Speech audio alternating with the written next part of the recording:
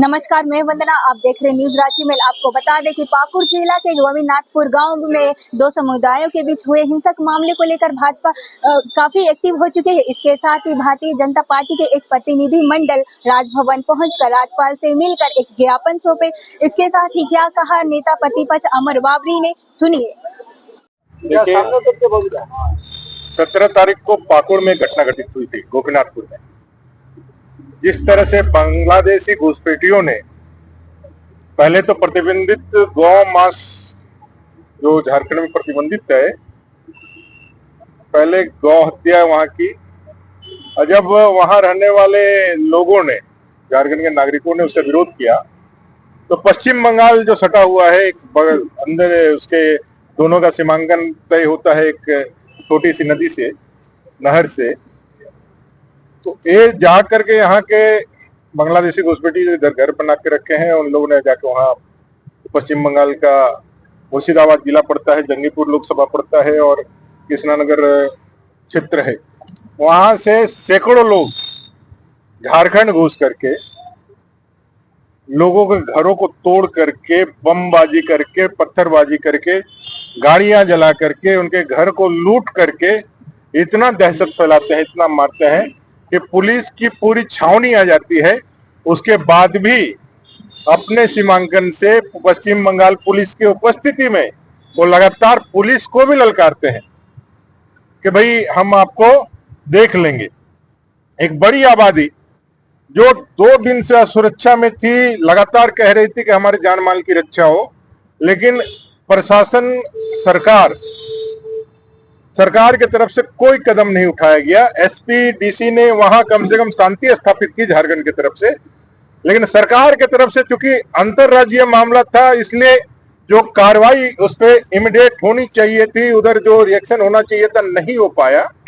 पश्चिम बंगाल के पुलिस की उपस्थिति में वो लोग हुड़दंग करते रहे, लोगों को डराते धमकाते रहे और बंदूक और बम चलाते रहे। ऐसे परिस्थिति में नागरिकों के भय को देखते हुए भारतीय जनता पार्टी का एक प्रतिनिधि मंडल 20 तारीख को वहां गया, और जो हम लोगों ने स्थिति देखी उससे ये बात साबित हुई, जो डेमोग्राफी चेंज की बातें हम लोग कहते हैं वो कितना भयावह हो सकता है। जिस जमीन पर वो पुरखों से रहते थे,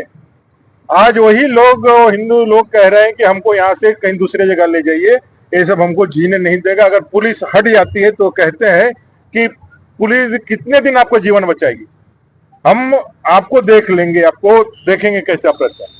उन लोगों ने डरते हुए कहा कि अगर पुलिस पिकेट यहाँ नहीं रहेगा, यहाँ यदि सेंट्रल पुलिस नहीं रहेगी तो हम लोग यहाँ नहीं रह सकते, सब मार करके कहीं चारों तरफ से जो है उनकी आबादी बढ़ गई।